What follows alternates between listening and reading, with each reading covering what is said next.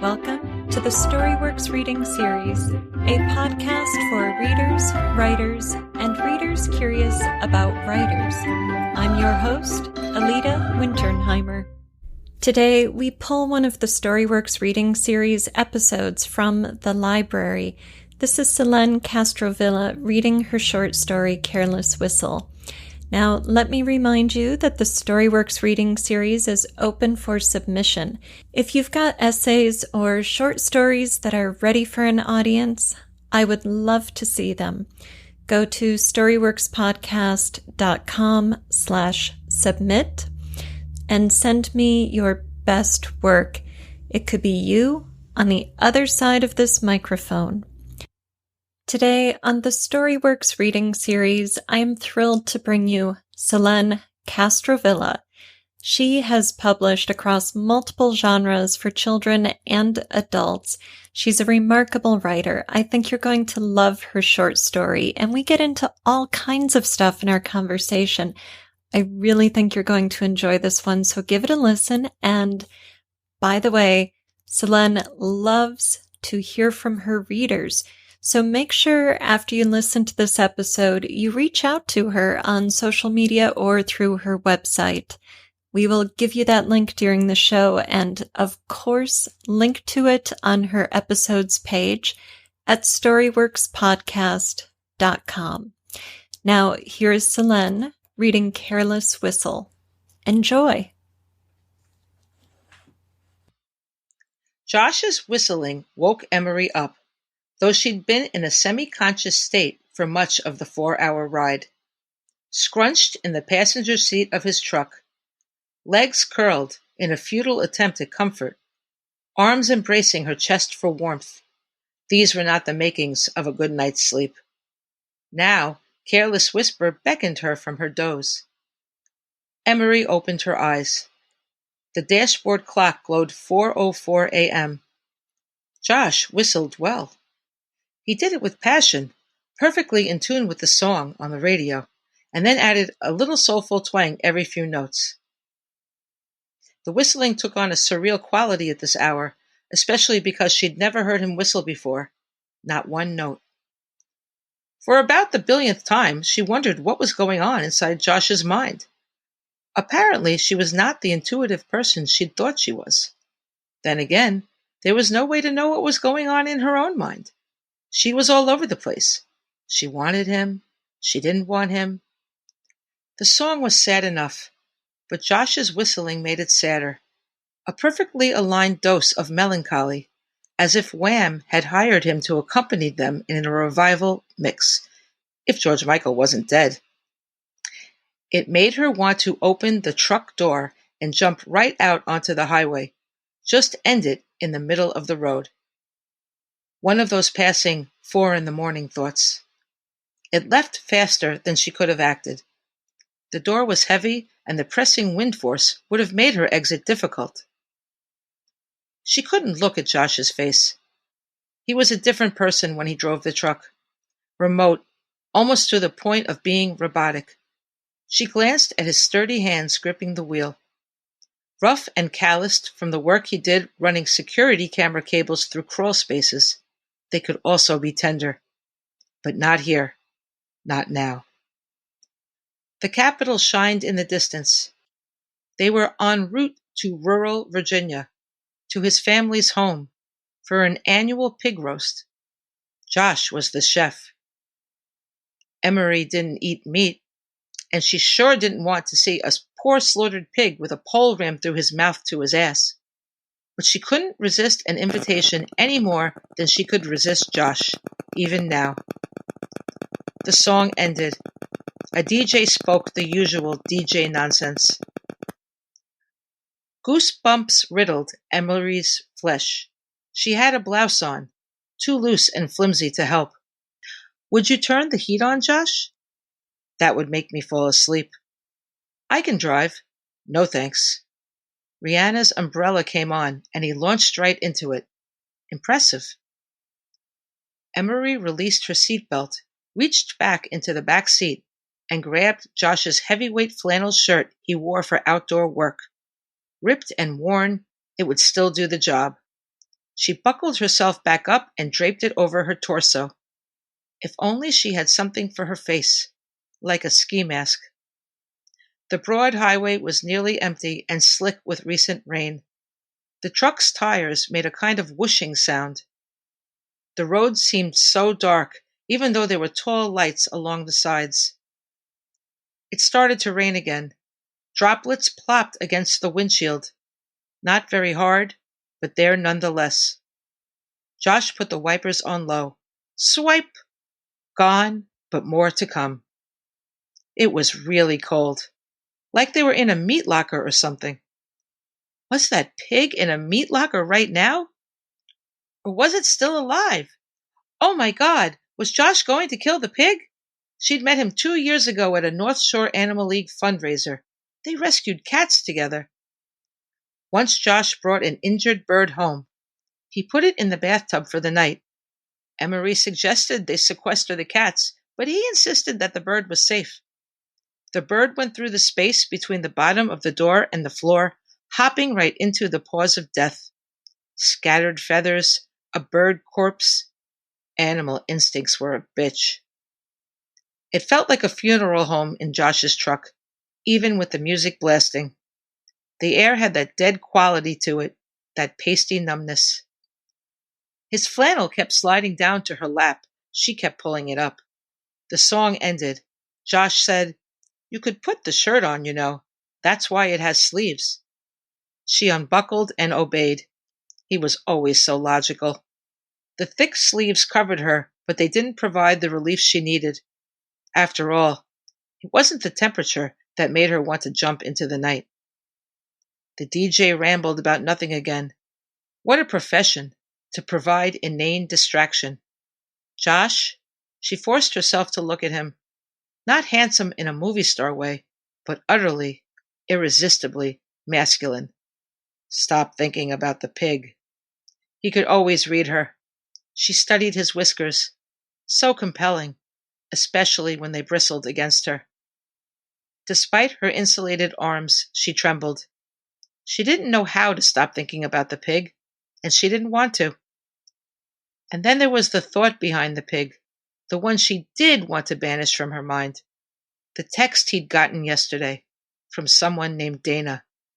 He'd shrugged it off, said Dana was a guy. Dana wasn't a guy. Emery. His voice frozen. Go back to sleep. The stranger piped on. Josh began a whistle duet with Billy Joel. Maybe the cold in the truck had been him all along. That was Selene Castrovilla reading her short story, Careless Whistle.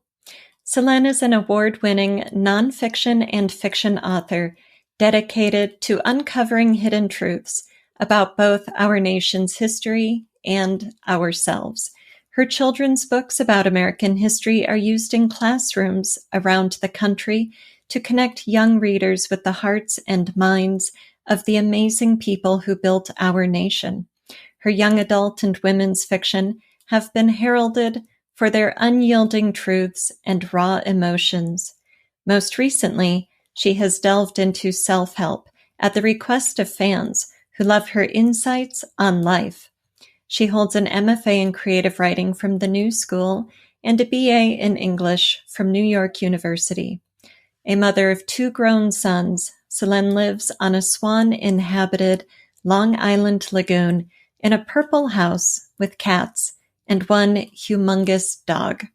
Learn more at selenecastrovilla.com. Well, Selene, thank you so much for coming on the reading series. Can you tell us about your journey as a writer and how you got started? Well, back when I was born, and I will not tell you year by year, I promise, don't worry. But I as soon as I held a pencil, I knew that it was what I was meant to use, like a tool for me. Before I even really knew what to do with it, I just felt comfort from it. And I had kind of a turbulent childhood, and writing was the thing that really got me through. I was always composing things in my head, writing them down. When I started writing a novel when I was in 6th grade, a mystery. called The Fortunate Corpse. And it unfortunately was never published. Unfortunately. But Yeah. I always knew, but yeah, and I studied, I always studied, writing, but I never really I didn't have the courage to really try to be published. And then cut to when I had my kids, my second son, I wanted to be able to have something to prove to them that I love them, in case you always think of your own mortality when you have kids. So I said, well, I could write a book and dedicate it to them. And that one thought for my children plunged me into writing or trying to get published and really delve in there. And I was hooked and I never looked back. And at that point, it took me a couple of years to get published, but I was all in for the journey. I love that you're a lifelong writer. I have a similar relationship to writing. And I also love that having your sons launched this journey to becoming a professional. So was your first book one of your children's books then? Yes, it's called By the Sword. And it's about the Battle of Long Island, which sounds really boring. Actually, I would never have told, if you told me I was going to write about history when I was a kid, I would have said, you're nuts. It's so boring. But as a matter of fact, it's thrilling, especially when you learn about the people. And it's about a guy who didn't want to kill anybody, but then he realized he had to shoot another human being or be killed. And so it's his crisis with conscience. And then it's about how Washington saves all his men after being defeated.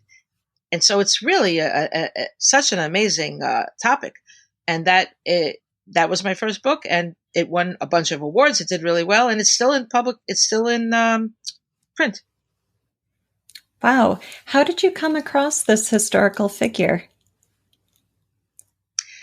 Well, it started out when I went to visit a friend who was sick, and he told me he missed Setauket, where he was from. And I said, Setauket sounds so boring. I'm with the boring a lot. And because Setauket is way out on Long Island with farms and corn and stuff. And I'm like, oh, Setauket. And he said, oh, it's very historical there. I'm like, oh, so boring. And he said, no, they had a spy ring. And I said, what? He said, yeah, for George Washington. I'm like, whoa, I didn't even know we were involved with the American Revolution, much less have a spy ring. And then he told me that a woman had hung her petticoats up, and she was a mother, and she was sending signals to Washington spies. And I said, what? I was hooked immediately on that. And I went home and I started Googling away, and I was just like so compelled into it. And I found out the problem with the spy ring was that you couldn't get a lot of cohesive information, because unfortunately they were spies, right? So they did not like to give out information. So it was a lot. I found this guy, Benjamin Talmadge, who was the head of the spy ring. And I bought his memoir because I was hoping he'd say something about it. He didn't say something about it because he was protecting people's identities. But he did talk about his experience at the Battle of Long Island. He talked about the crisis of conscience. And he talked about when he was one of the last to get across the East River. He never thought he would make it.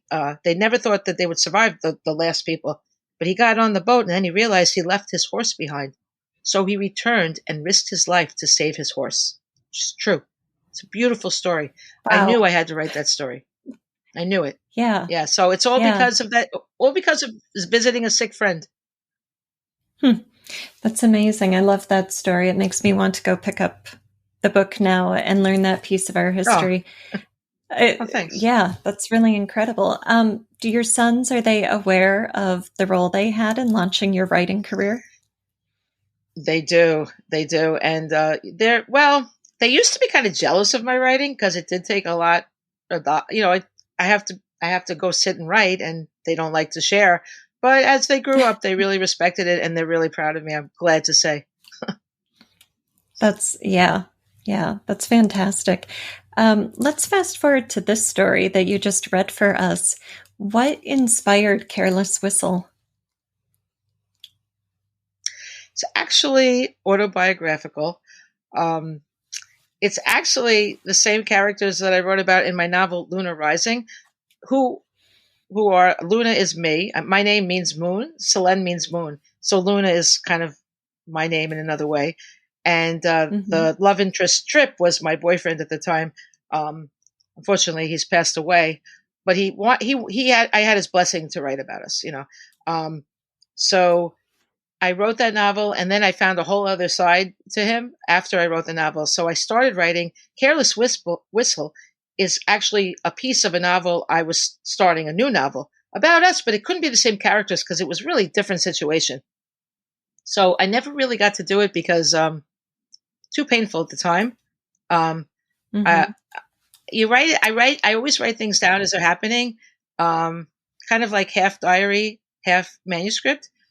And sometimes I can translate it at that moment, but sometimes I can't. So, and then he passed away, which was really devastating. It still is. He Mm-hmm. passed away in October of 2019. Oh, recently. So now, I'm sorry. yeah, and then and it's been really hard, and the pandemic was very lonely. Um, but so then I pulled it out really because I met you, and you said, "Hey, you got any stories?" I'm like, "I do have this one," and so now I'm thinking about it again, and it's still painful, but I think I can. I'm going to give it another shot again. The whole novel. Mm-hmm. Mm-hmm. Well, I'm glad to hear that, having seen this piece of it that you so generously shared with all of us. Uh, Writing from personal experience, writing from especially pain, and making ourselves vulnerable that way, even in fiction, even when we're translating our experience into fiction, can be one of the toughest things for writers to do. Yeah, What are your thoughts on that process? it's definitely one of the toughest, if not definitively the toughest thing to do. Um, I kind of liken it to opening a vein and bleeding out. It's really hard.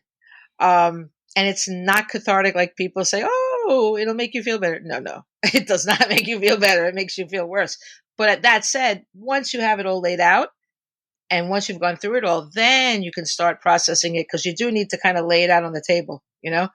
Um, Mm-hmm. but I think it's necessary, and I think this is part of the human experience. I think stories that come from personal experience are so important to share with people because we all have similar emotions. Humans are much more alike than they're different, and we're especially lately concentrating on differences. But we should concentrate on what makes us all the same because we have so much in common. Why aren't we all loving each other? And I think that a writer's duty is to help humanity by putting this all out there. So when I'm sharing my experience, I'm sharing it with some other person that needs it somehow. They don't may not need it. It's not exactly the same, but it's not how the person needs it. It's just my giving it to them as a gift, and how they get it is how they get it. No two people get it the same way. That's the beauty of literature. That's why I love book groups where Mm-hmm. people really get together and talk about stuff. I think that's great. Everyone should discuss literature together. That's what it's all about. So that it's necessary, and I can't get away from it. I just always wind up writing about myself. Mm-hmm. But Mm-hmm. I'm Yeah. glad I do. I'm glad I do. Yeah. Yes. Yeah. And it is a gift. You're right.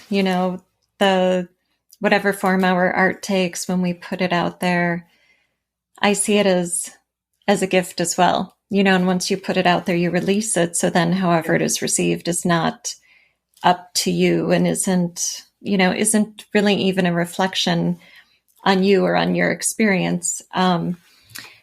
So Right. why fiction and why not memoir? Well, I did want to protect my family a little bit. First of all, okay, there's one major thing in terms of the craft of writing.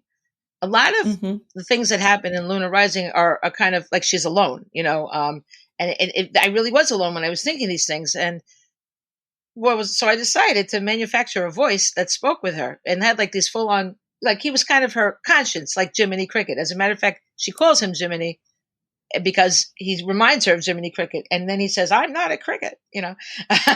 And so I really have to say that a great moment was when an essay was written about Lunar Rising by great writer Steele. And they talked about my technique of using Jiminy, and they compared it to Hamlet using Yorick in Hamlet. Shakespeare using Wow. Yorick, alas poor Yorick, I know it was the biggest thrill. I mean, I adore Shakespeare. Shakespeare is Yeah. absolutely my God. And so that was a thrilling moment. That was an interesting thing to do because at first I was writing where she was just alone, and it was basically nonfiction. Um, but first there are things that pan out better if you can fiddle around with them for sure. And then I didn't want my Hmm. kids. It's thinly veiled. I obviously admit it, but it's another thing to say this is a memoir, and then it's boom there. Suddenly you're running with scissors. It's like boom. So Right. I didn't want to do that to them. Sure. Yeah. Yeah. That's a great reason to drop the veil, I guess. A little bit of distance between yourself and, reality and then the Yeah. story. Yeah. What in your mind? We've both just agreed that once something is out there, however the reader absorbs it and processes it and makes meaning of it is entirely up to them. So let me ask you in your mind, what is the story Careless Whistle about?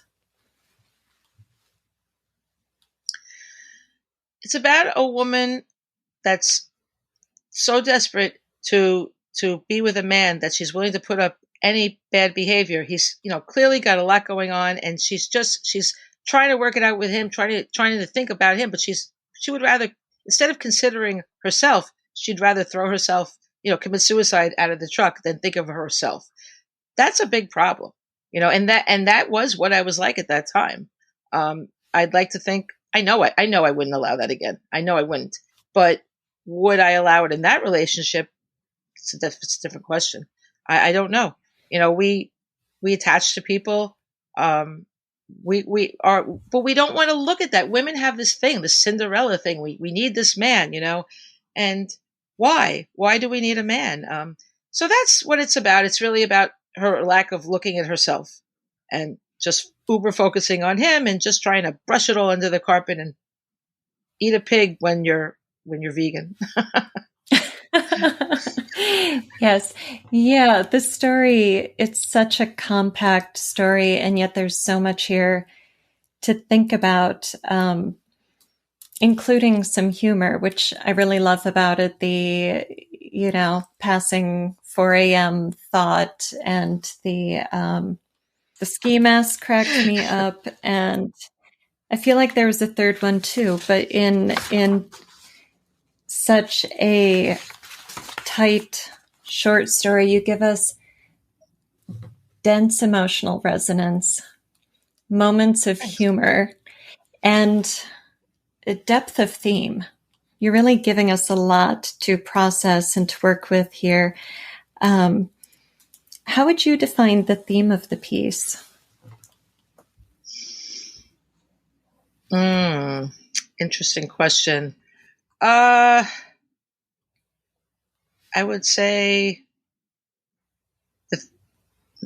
I can't say it in one word. Let me think about it. I know exactly what I want to say, but it's hard to describe it, which is strange for a writer. Um, Mm-hmm. it's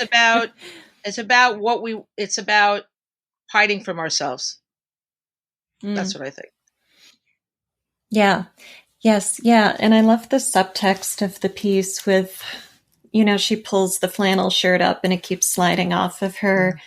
And when she finally puts her arms through it, it's only because Josh told her to. And Yeah. then that ski mask, again, really, really brings that out. Is Josh hiding too? Absolutely. Yeah. But Mm-hmm. he's also hiding from himself, and he's hiding from her. So it's two people he's hiding from. Yeah. Yeah. That's what the whole Yeah. novel will be about. What people hide from themselves, and why.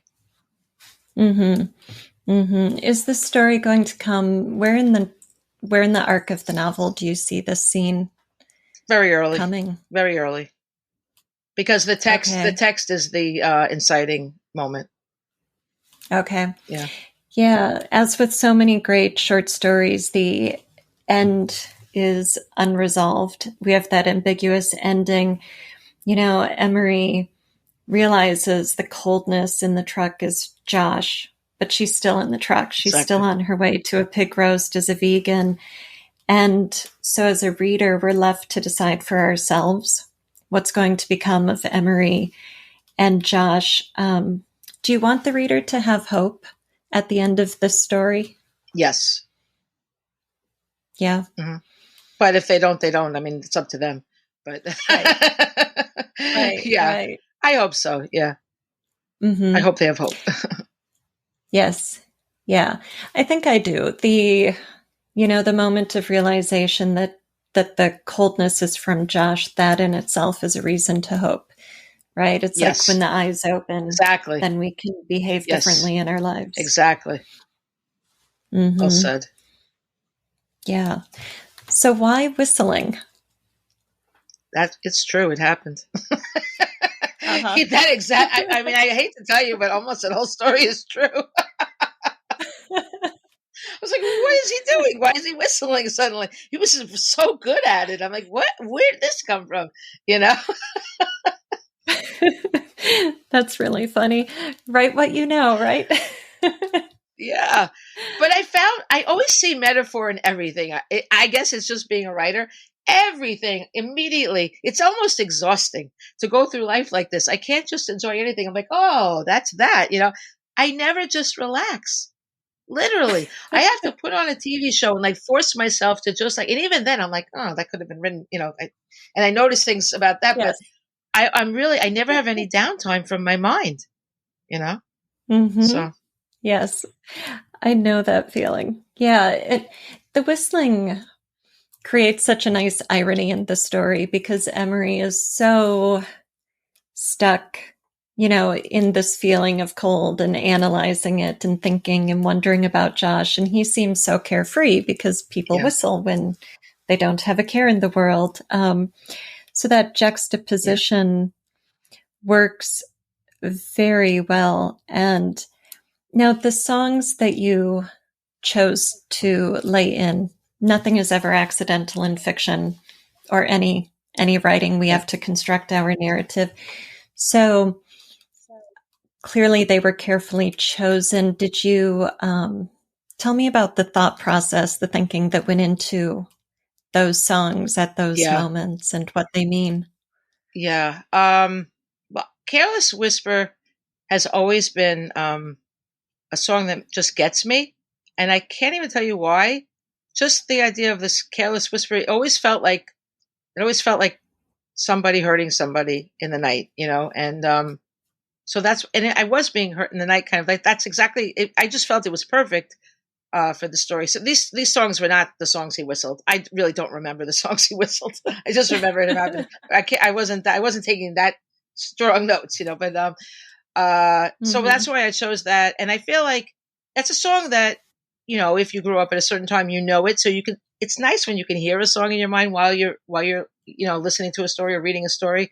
It's nice that way. It's like sort of provides your own sensory details, and we always hear that da da da da, and I just felt like that's the perfect tone for it all the way around. And the sad thing about George Michael being dead, like I added that because I thought it was slightly funny in a dark humor way, but also to show that this was a current story and not back when Wham was around, um, Right. but then Rihanna, well, Rihanna is just ironic, like Rihanna, like why Rihanna? But like, by the way, Rihanna also, she seems like a battered woman to me. I don't know. She has that Mm-hmm. deadpan voice. She sings, her voice is amazing, but it has absolutely no emotion. And it just always makes me feel like someone that's just like been beaten to the point where they're just like gone, where they're just like, and so like, I told you, I think about it, all this stuff. And umbrella you could stand under my umbrella. It's like about shelter, you know? And that's what I was looking for with him. I wanted shelter. All I wanted was someone to shelter me. Um, I loved Mm-hmm. him. I mean, I did love him. I didn't put up with this from anybody else. I loved him, but it was about shelter. So that's why I found that to be ironic to put that song in. And then the stranger was perfect for the end. I mean, it's just like, Yes. he's the straight, like it's exactly what we're talking about in the whole story. So, and having a Mm-hmm. duet, I couldn't, and it has whistling in it. So how perfect to have a whistling duet with Billy Joel. It is perfect. Yeah, absolutely. And I love how much each of these songs relates to not only the story, but to the arc of the story. And I hope that our listeners who are writers will really take away from that, that even in a short piece like this, you are creating an arc. There is movement through the piece, and that nothing is ever random or just because. One of the things that drew me into this piece so deeply was the subtext, was feeling and processing the meaning that was coming up between the lines. Mm-hmm. So I love hearing about the songs and why you chose them, what went into each of those. What challenges came up for you as you were writing this, other than, it being emotionally difficult, of course? Were there craft challenges? Well, when you're in a small confined space, literally in the story, it is a little challenging because you want to be engaging. And when you're in like a really tight place, it doesn't feel like it's going to be engaging. That's not necessarily true, but I don't know. Everybody faces doubt when they start writing. It's just like this thing. It doesn't go away. It never goes away. But I think that's the proof that you're a writer, because that's like your badge of honor, the doubt, So you have to delve in there, get whatever you can down on the page, and just like, because it's all in the revision anyway. But it was like, in the car, and the inner thoughts. I'm very big on inner thoughts, and it is a challenge because inner thoughts are not the most exciting thing. So you have to really find a way to make them live. So that's my personal biggest challenge always, is how to make the inner thoughts kind of fun, fun for the story, in the tone of the story. Mm-hmm. And so that I think is the biggest challenge, other than the emotional stuff. I think I'm pretty good at editing out, like, I used to be, and when you first start writing, you're always like putting was and, all these horrible things. Was is horrible. I'm pretty good at editing that kind of stuff out by myself, but then at a certain point, you just need someone else's eye to say, like, because you can't really judge your own writing. You just can't. It's like saying, it's like really looking at your baby and saying, oh, those eyes are too close together. You wouldn't do that, So it's the same thing, So you never be afraid to have an editor. An editor is your best friend.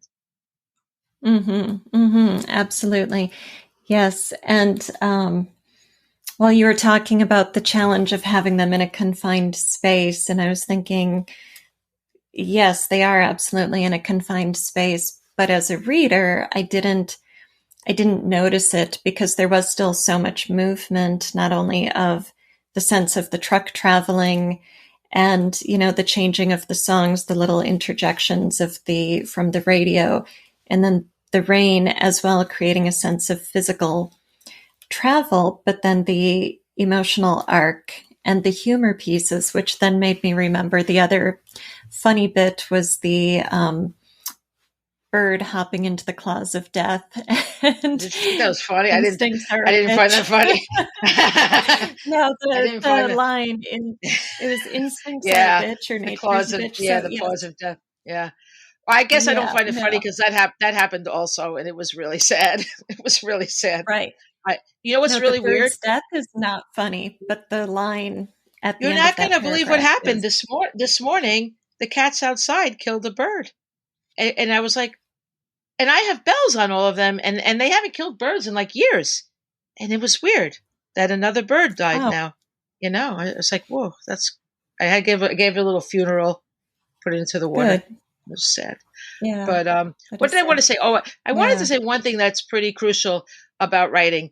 It doesn't ever all come out together. Like, you always have to take it in pieces. So for me, I kind of get down dialogue, very bare, like caveman writing, like me want this, and then I do I do a sensory detail thought. Like, I said, what could be in here sensory?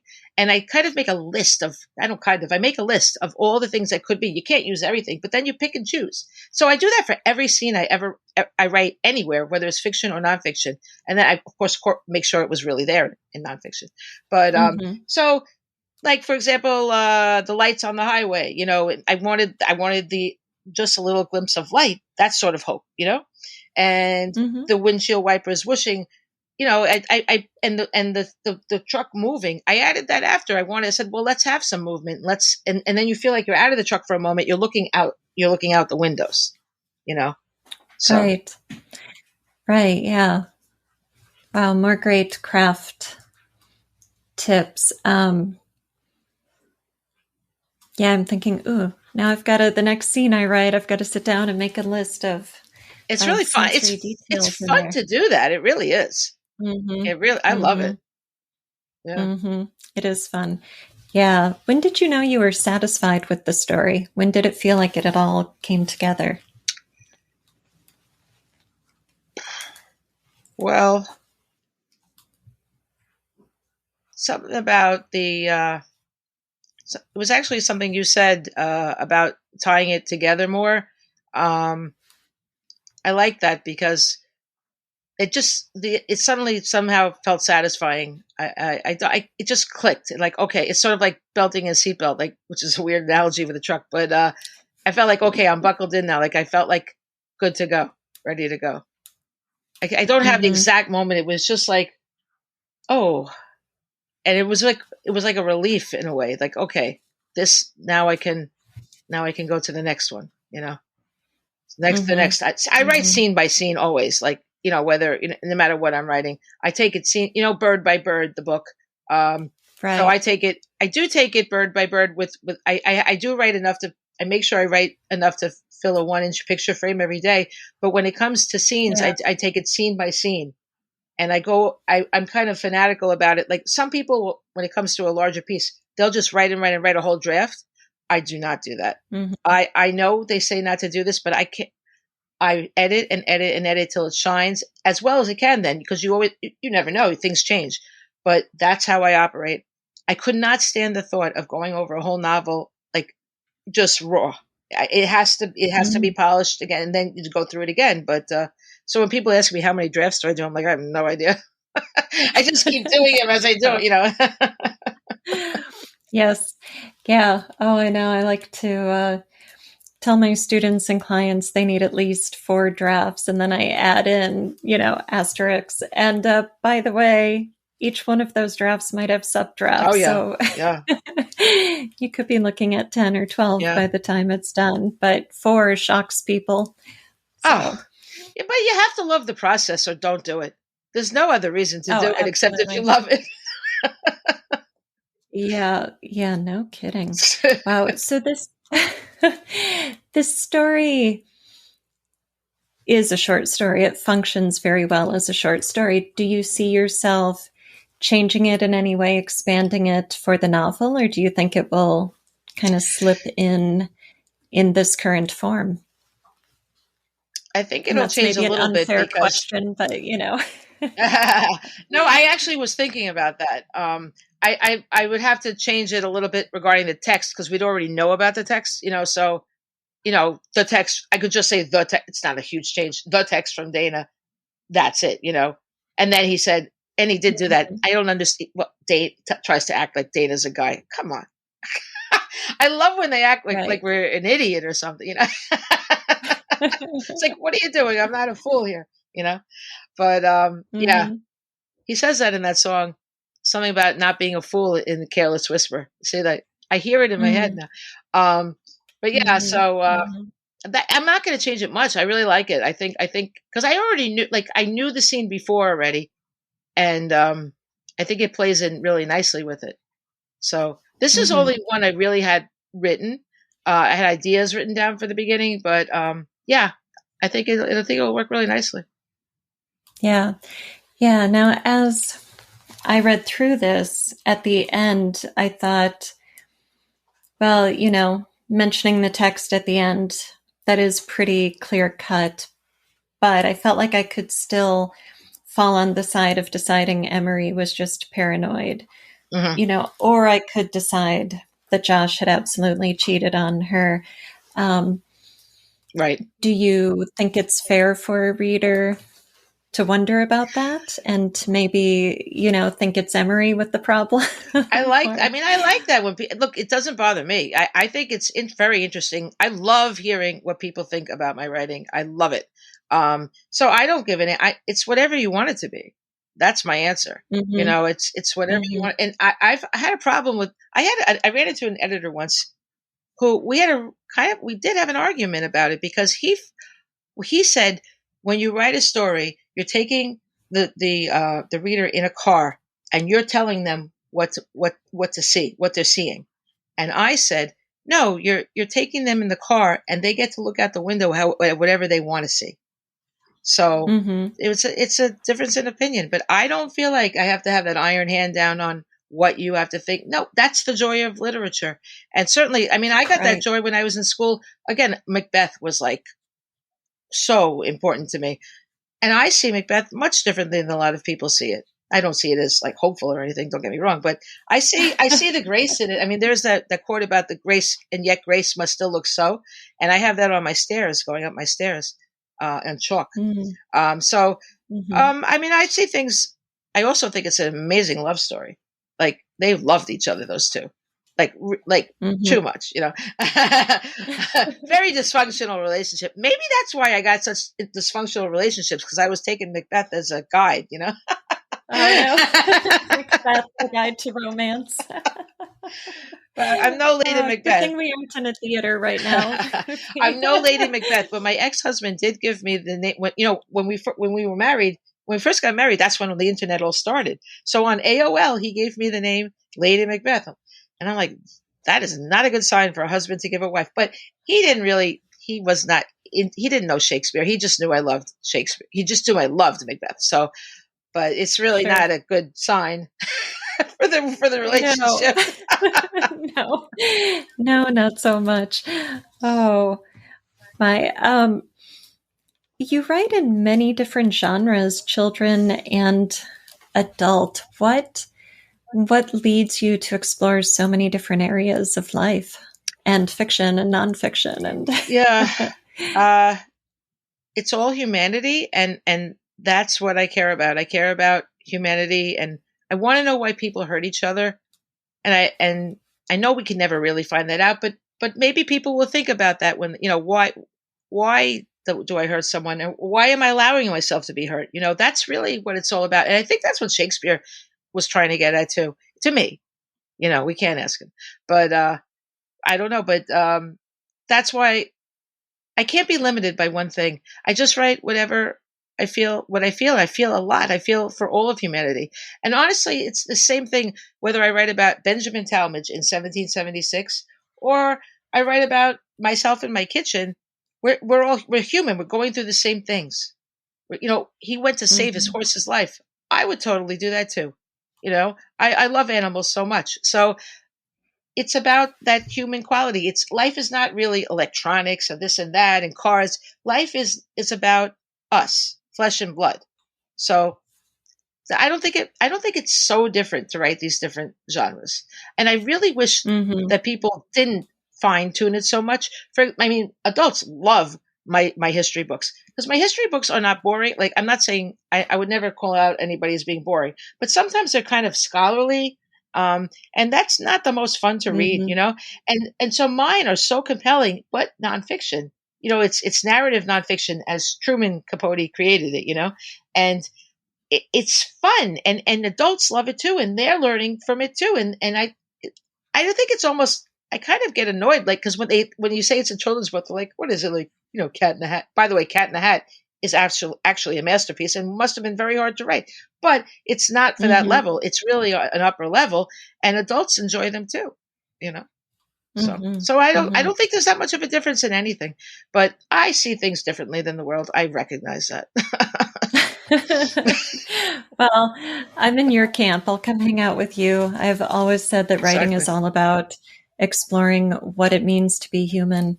And I want to tell you, when I was in junior high, I had to take the standard history course. And I would become very engaged with all of the stories of what happened, who the players were, and imagining the world in my head and bringing it all to life. But then I would take the test, and the test would want me to give a proper date, identify names, do place names, and none of it was about the story of the experience of what that event must have been like. And so my test grades were very average. Yes. But if he had asked me about what happened, I could have told him the whole story. Exactly. It's terrible. Then they wonder why people hate school. Like, people get completely turned off. Like, we can't engage with a date. The date is important only because the people did it on that day. Why did they do it? What were their motivations? What did they feel like doing it? That's the interesting thing. It's crazy. Right. That mother hanging out petticoats to signal spies is fascinating. Yeah. And that's real history. That's how life is lived in these incredible turbulent times. Exactly. That's, yeah. So that's, and I think school could really just knock the fun out of books sometimes for people, and they give them tests. So I can't remember where I saw it, but there was a test question about one of my books, right? So I answered it wrong. It was my own. There you go. Case in point, right? Crazy. Yes, it was probably a date. I don't remember. No, it was a question about what does the author mean on something I'm telling you, and I got it wrong. I'm like, well, I guess I don't really. I mean, come on. And that's an unfair question. Like, I don't think we should ask what the author means. It's what do you want it to mean? That's the question. Mm-hmm. And it's just like they're taking all the fun out of reading. Not everybody. I'm sure things have gotten better, but when I was a kid, luckily my teacher that taught me Macbeth was amazing and she made us all memorize the tomorrow and tomorrow and tomorrow soliloquy. And she pretended she was Lady Macbeth, and so she made Shakespeare come alive for me. And I really owe her, I think I owe her everything. I wish I could talk to her. Unfortunately, she passed away, but she really changed my life. Yeah. I'm often telling my writing students that they need to think about what they want their reader to feel in a moment. And I love how you're emphasizing the flip side of that coin is that a reader is going to feel whatever they feel through their lens and through their personal experiences and everything that they bring to the text. When I was in right after college, I had an internship at the Playwright Center, and at the end of it, the interns got to have one of their scenes read by the actors. They're doing this production at the Playwright Center.